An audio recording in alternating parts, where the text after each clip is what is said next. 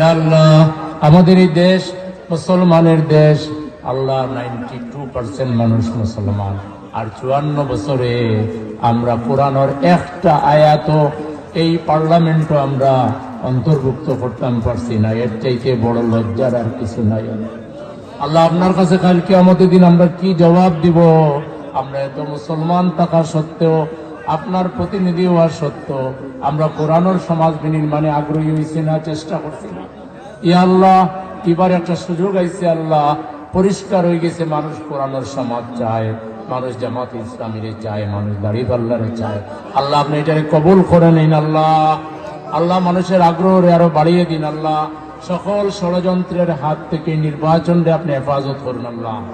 একটা সুষ্ঠু নির্বাচনের মাধ্যমে আল্লাহ এমন একটা সরকার কায়েম করে দিন যারা ইনসাফ কায়েম করবো আল্লাহ।